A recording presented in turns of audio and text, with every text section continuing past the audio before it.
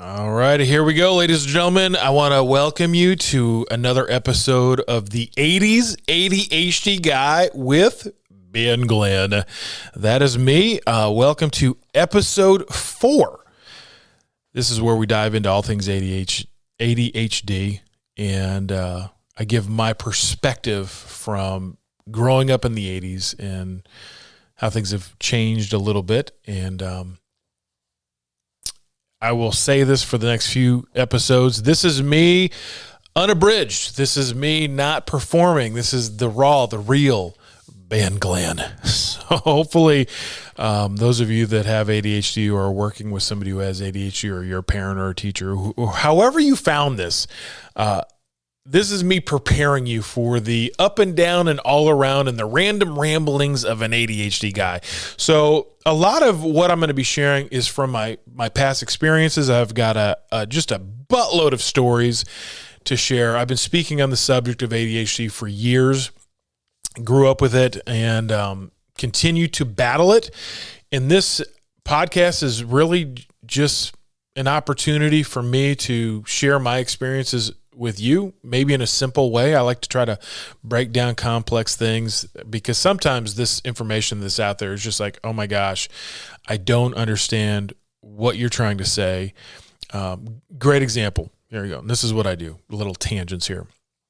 I was getting ready to be interviewed on NPR, and I thought, hey, one thing that I could do is go and find some other guys that have been interviewed and listen to some different things and try to sharpen up my skills, because they were bringing me on as the Ben Glenn simple ADHD expert. And I was given that title from somebody at an event. It kind of stuck a little bit. And they basically said, Ben, you have the ability to take something that's very complex and break it down in a very digestible way. And I am honored with that. That is, and I really do try to lean into that.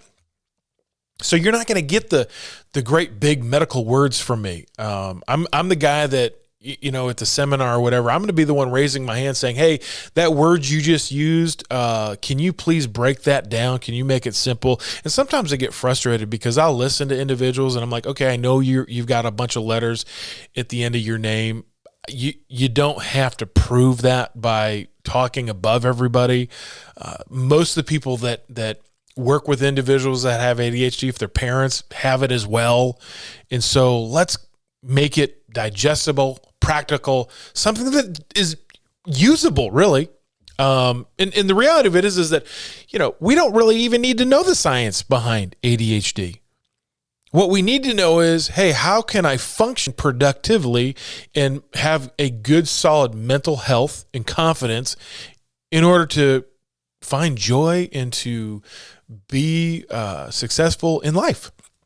So, boy, I already jumped off on a tangent. But anyway, I was listening to Dr. Russell Berkeley, and he is one of the most well-known advancing researchers all about ADHD guy. And love his stuff. You can find him on Instagram. I love his reels because they're, you know, these little bite-sized things.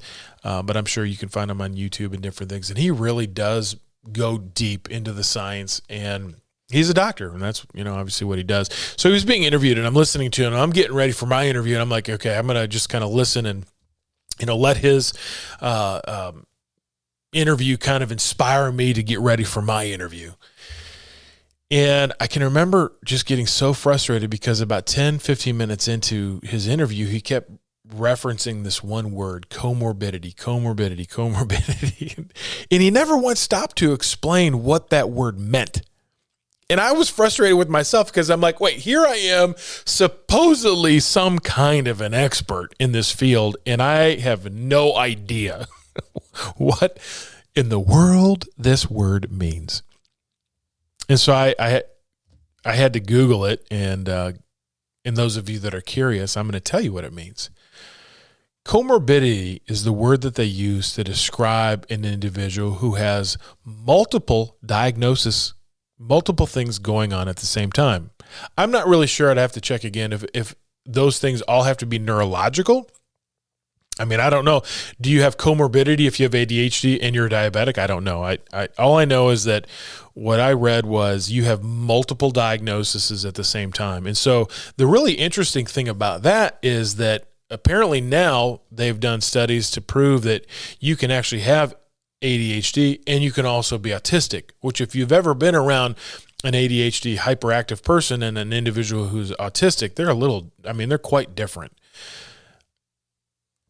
What they went on to explain is that, you can have multiple neurological disorders going on at the same time.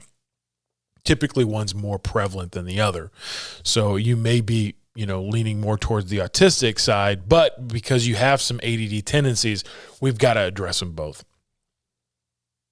So all that said is this is going to be very raw and real. And what I have done is I know in the last podcast number 3, I started kind of going through what is ADHD, understanding ADHD. I went online, I printed off some stuff.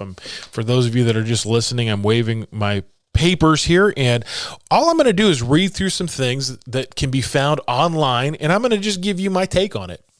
Some of it I may agree with it, some of it I may not, and some of it might spark a story. We don't know. But ultimately, what I'm hoping is that as you guys dive into this podcast in future episodes, and they'll get better. Let me just put that out there. This is episode 4. Hey, anytime you spend time doing something, it evolves and it grows and it gets better and you learn. And my wife is going to listen to these and she's going to give me guidance and she's going to give me corrections and I'm going to make adjustments. And so hang in there. Ultimately, this podcast is for you. I want to be a place where you can come and feel refreshed to some degree, maybe laugh a little bit. I mean, I love humor. I talked about that in the last podcast. I can't help but be goofy and weird. And like I've said many times, my students over at the church are always joking about me getting canceled. So I don't know, who knows, maybe. Anyway, hang in there with me because I am ultimately doing this for you. And, selfishly, I'll throw this out there. It is also helping me process my own ADHD. In the last podcast, I did touch on the fact that, hey, once you have this, you always have it. Unless you have the social onset ADHD called VAST, and I'm not quite finished with that book, ADHD 2.0 by Dr. Ed Hallowell and Dr. John Rady. I don't know if they'll even dive into it. I'm 2 chapters away, and I don't think they will. Is there anything that we can do as a society to reverse the social effects on individuals that have the ADHD qualities but don't actually have the neurological disorder? And I don't know. So anyway, let's dive into this. Symptoms and diagnostic criteria. Let me review on the other thing that I had mentioned in the last podcast. Reading out loud from a piece of paper is not one of the things that I love to do. So this is also part of me, getting over some of my own insecurities. It's interesting. You can be in your 50s and still have insecurities. There you go. It's funny how those things that you struggled with as a kid, they just don't really ever go away. They're always kind of like looming in the behind the scenes of, oh, wait, you remember when you were a kid and how terrifying that was? Yeah, it's still terrifying. Inattention, semicolons, difficulty sustaining attention, failure to follow through on a task, disorganization, easily distracted, forgetful in daily activities. So this is one of the symptoms in the diagnostic criteria, inattention, and that's how they define it. Difficulty sustaining attention. So let me think about that for a minute. Again, the challenge is, how is information being presented? How are we, especially with these kids that have ADHD, how are we giving them the curriculum? How are we educating them? Because if you take a teacher who gets up and creates a more engaging, more interesting, more captivating environment, they can take that same information that somebody who may not be nearly as entertaining, or might even say, hey, we're going to go ahead and assign chapters 1 and 2. You're going to read it on your own, and then tomorrow there'll be a test. Those two teachers are going to present that information very differently.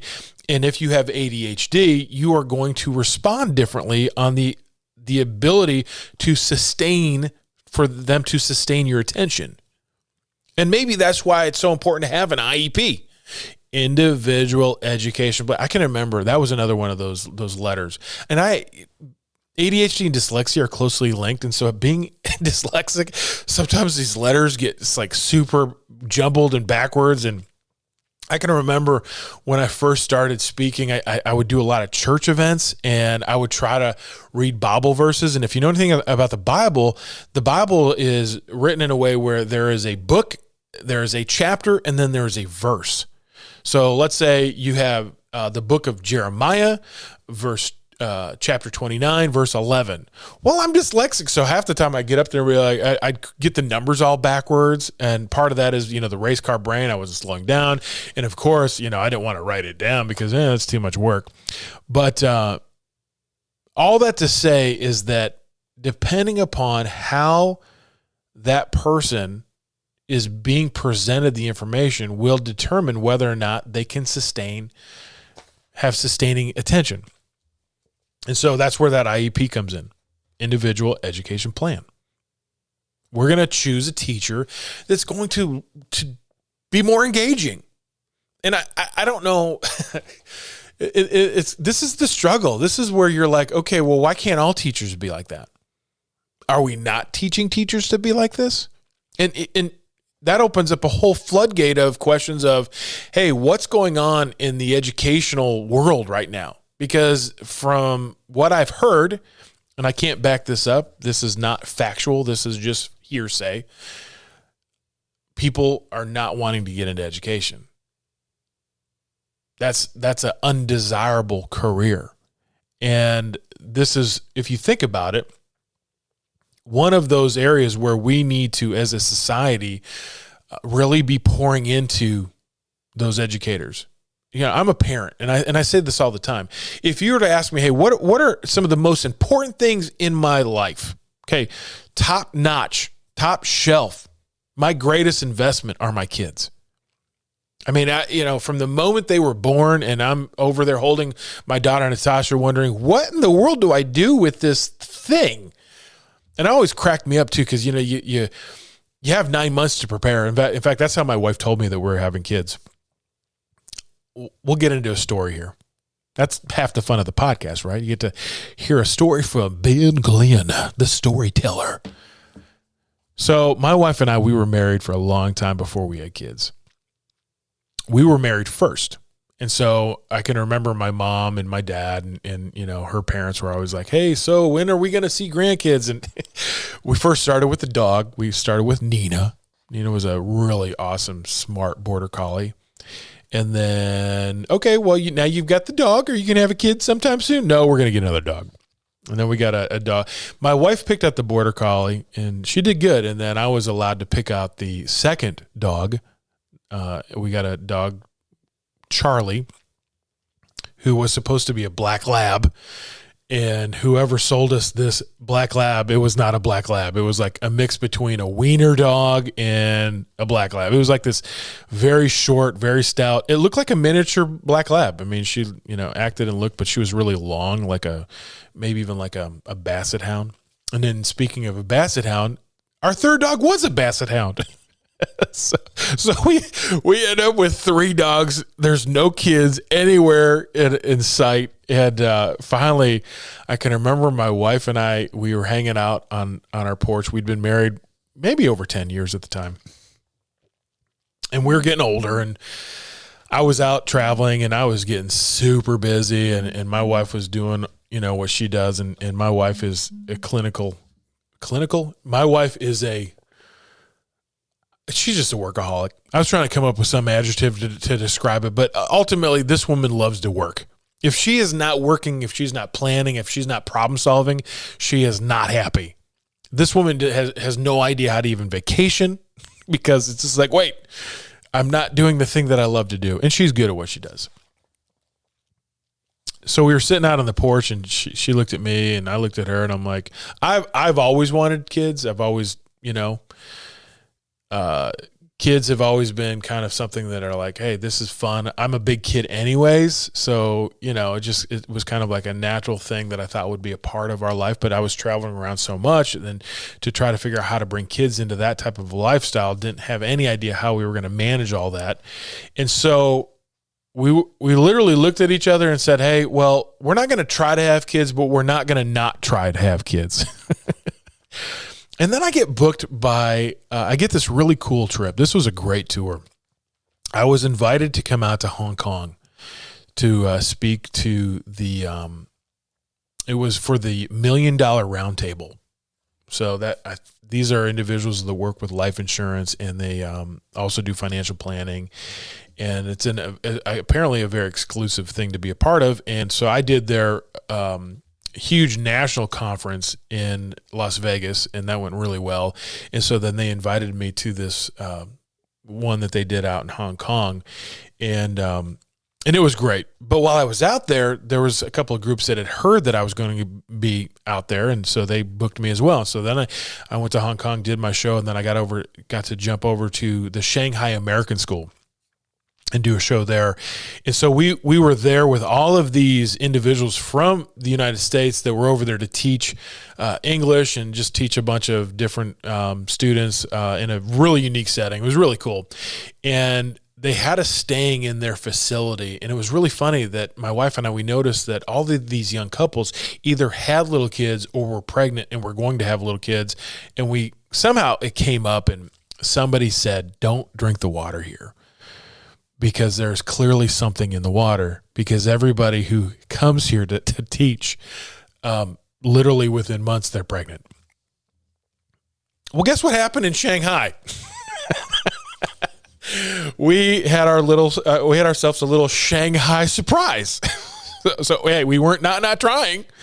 And so we get back to the States, and we're just kind of chilling out. My wife comes up to me. She's just like, hey, you got 9 months to figure things out because we're having a kid. I mean, there was no surprise. There was no no bells and whistles. It was very nonchalant as she's heading off to go to work. I'm like, wait a second. What can we talk? What is it? Can I get a book on it? So 9 months later, we have Natasha, and you want to know what's really funny? So I'm every bit of the ADD guy that I talk about. So, they always have these shows where the husband, he kind of freaks out a little bit and all that. And I think I was pretty calm, but it was so funny that my wife had this mindset that I was going to be this basket case, that she's having all these labor contractions and all this stuff. And she drove us to the hospital. She didn't want me to drive. And it was weird. I'm like, she's over there driving. I'm like, are you okay? What are we going to do when we get there? Are you just going to jump out? Do they valet? Anyway, so we had Natasha, and I can remember we were there for a couple of days, and it was like a day and a half. I mean, it wasn't that long. It felt like as soon as we had the kid, they were sending us home. And you're like, wait a second. I don't really know what to do here. When a kid's born, I mean, they're tiny little breakable looking things. And I'm like, dude, what are we going to do? And, it's crying, and it's pooping, and it's spitting up, and it's got to be fed.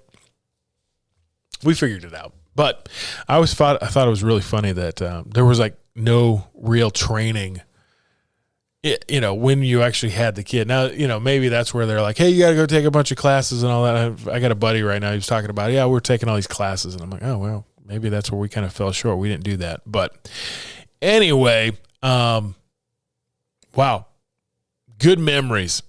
So I think the way that a child is being taught is super important. And that really does go back to, okay, how are we teaching our teachers? Are we giving them everything that they need to be, and I hate to say this, but to be entertaining enough to captivate attention?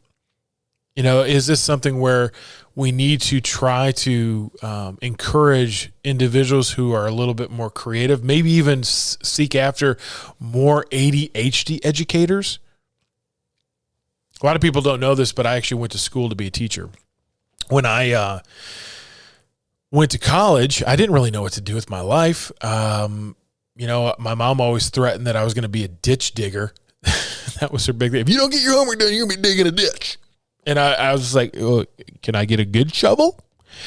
And somehow I ended up in college. I had a basketball scholarship to St. Xavier University. And the way that even came to me was very odd.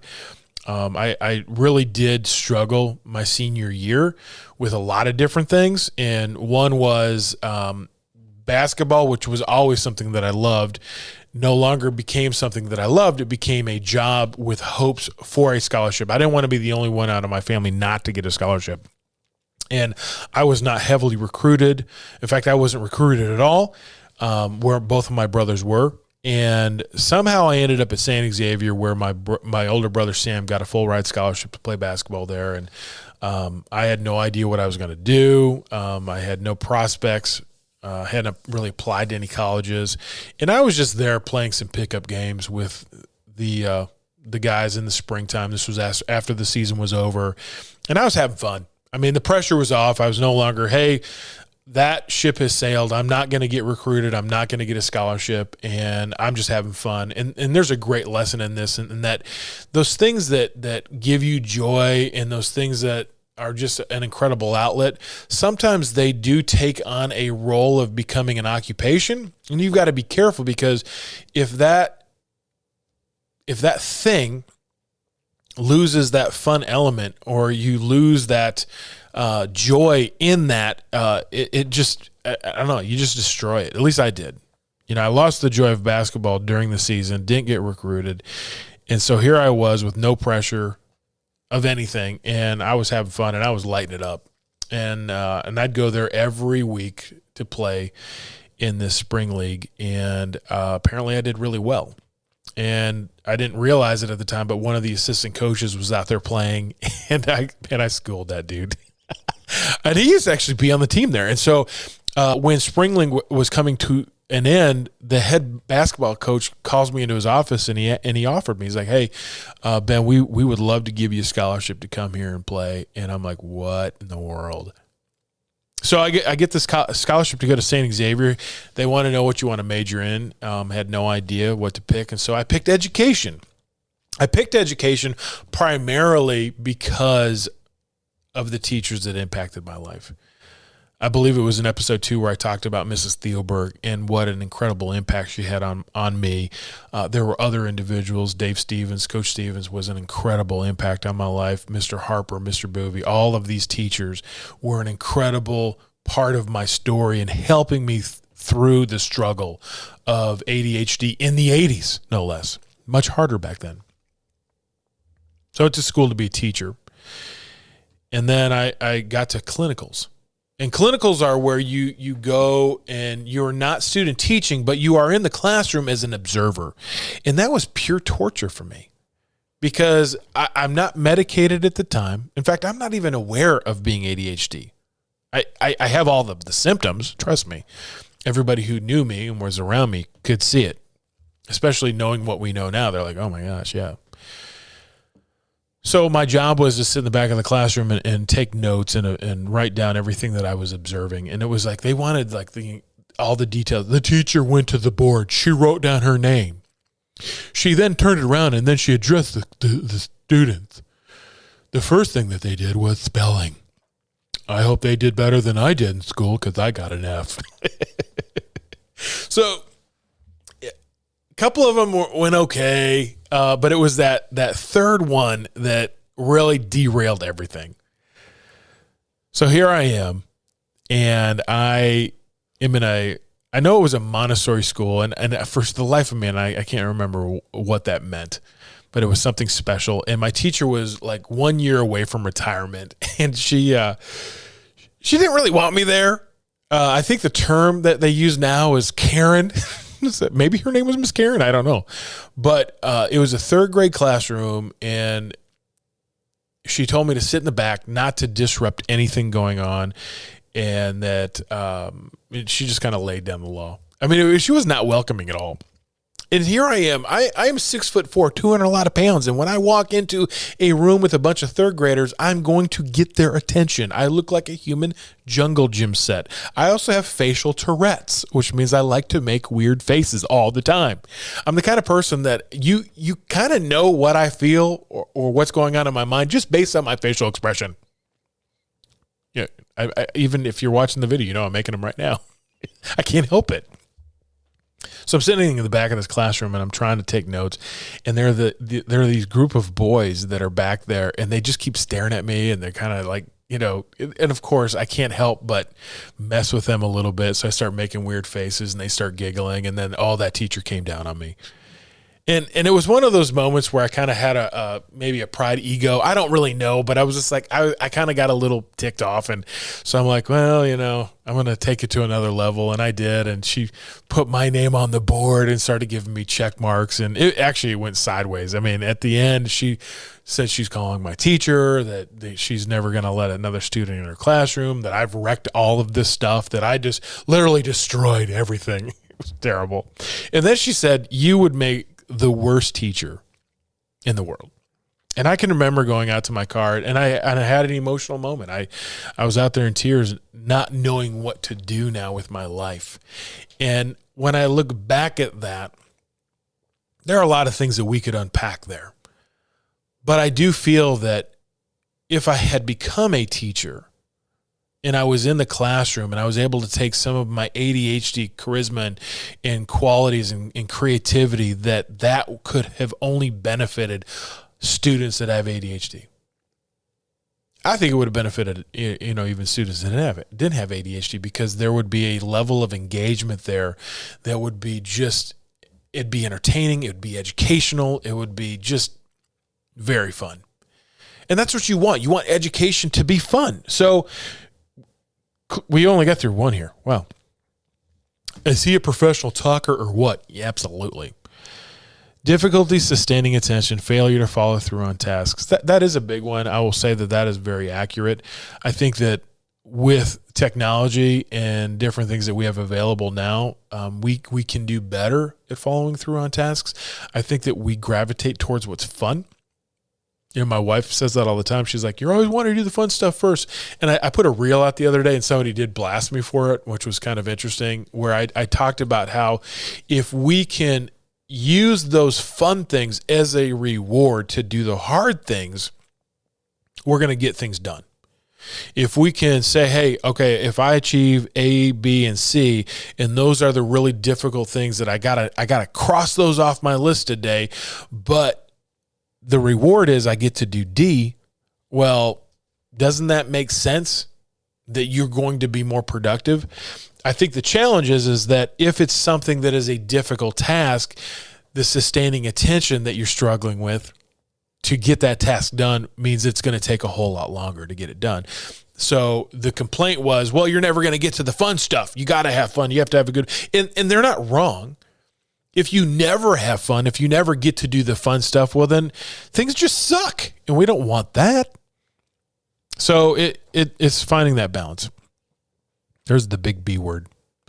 Disorganization, that is absolutely 100% true. What you guys are looking at right now is an uncluttered, very clean environment, but upstairs is my actual office, and yeah, it's as if the tornado boy came to visit. That's what my mom used to call me. She's like, you're the tornado boy.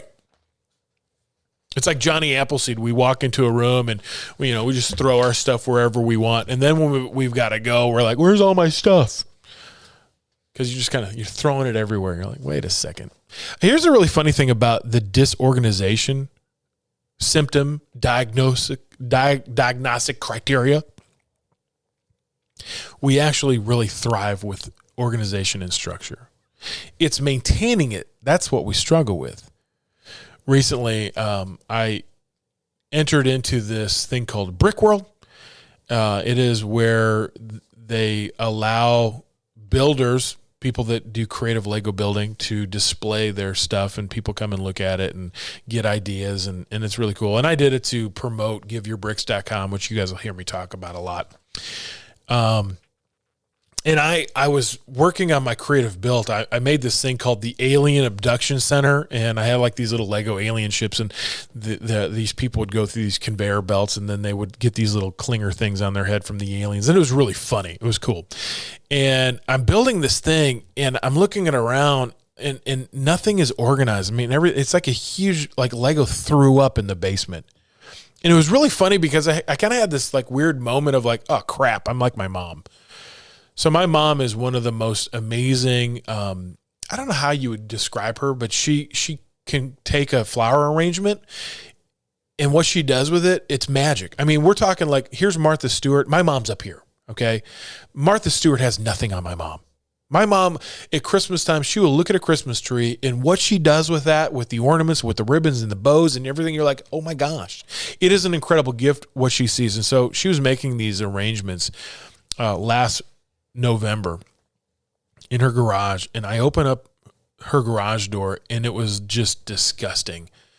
And she's got like this pot with like glue and all of this weird crap sticking out, and there's trash everywhere, and there's all of this fake foliage everywhere. And you're like, how do you even, and then you have one shelf where you see the product of the insanity and the disorganization and the mess, and it was just gorgeous.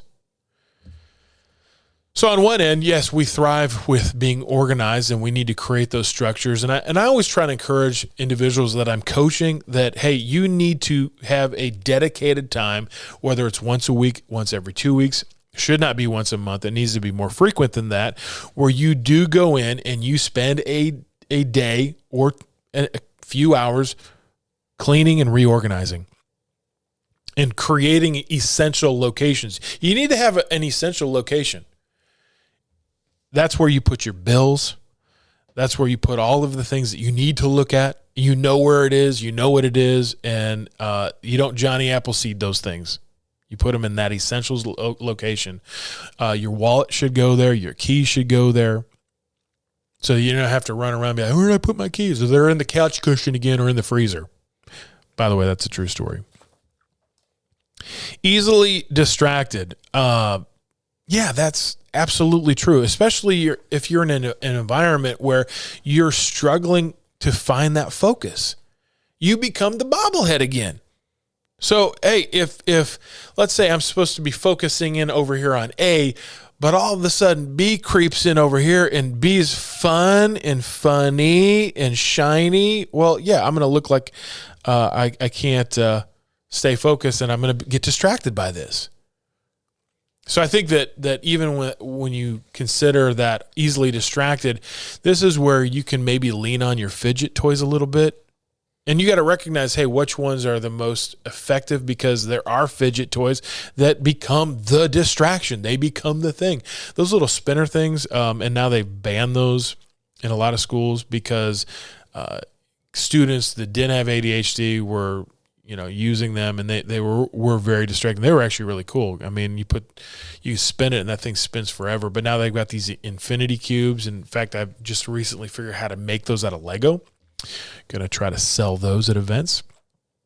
But you got to be mindful. I think when you think about easily distracted, you've got to really dive into the neuroscience a little bit of, okay, well, why are we being distracted? Back to the bobblehead.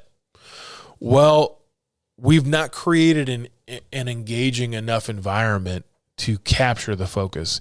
Or we're not giving, I used to call them mild distractions. I haven't given a mild distraction. Sometimes when you see an ADD kid and they're rocking back and forth in their chair, or they're tapping their pen, that's them trying to create some type of an outlet for the fact that they are working really hard to stay focused. This becomes a mild distraction. It's going to annoy everybody, the clicking pen, but that's a mild distraction. So that's how you combat that. But that is a real deal. That is part of that. One of the symptoms in the diagnostic criteria. It's funny when I look at the word diagnostic, my brain automatically goes to diagnose. Well, no, it's diagnostic. Forgetful in daily activities. Oh, yes. You got to set alarms. Google Calendar is your best friend. And you go into Google Calendar and you set up that little alarm. Hey, 10 minutes prior. When I was working at the church, I actually could boast about the fact that I never missed a meeting.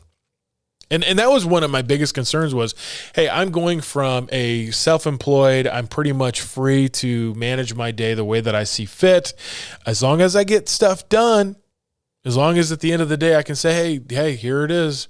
I got it done. It didn't matter how and when or the manner in which I got it done or even the time it took for me to get it done. As long as at the end of the day, hey, the things that were on that to-do list, cross them off. But at the church, there was a lot more structure and a lot of meetings. Part of being a youth pastor is meetings.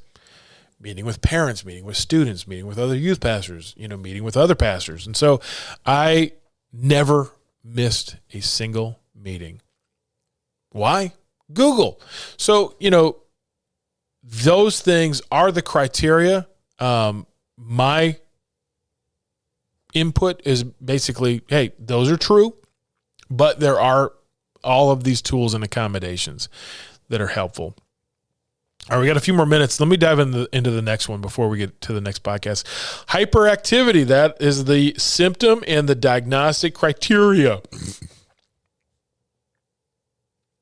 Fidgeting, leaving seat. Okay. Let me pause for a moment. I got to just focus a little bit when I read this. Fidgeting, leaving seat inappropriately. I don't understand that. Leaving seat inappropriately. I didn't know. Is there an accurate way to leave your seat? I know what they're trying to say there, but it's just funny to me. Leaving seat inappropriately. I got up and flatulated and left. Everyone had to deal with my inappropriate smell.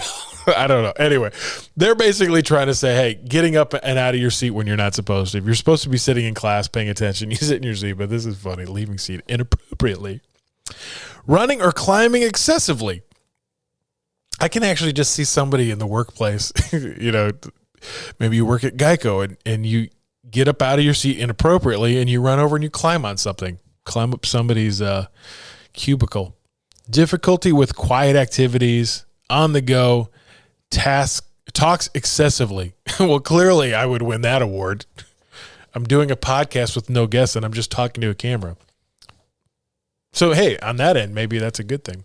So let me dive into some of these. Fidgeting. I can remember when I worked at the church where we would be, praying for something and I could not rock back and forth. I was always rocking back and forth. And that again would be considered a mild distraction, something to help me keep my brain in the game. And so I think that fidgeting is an okay thing.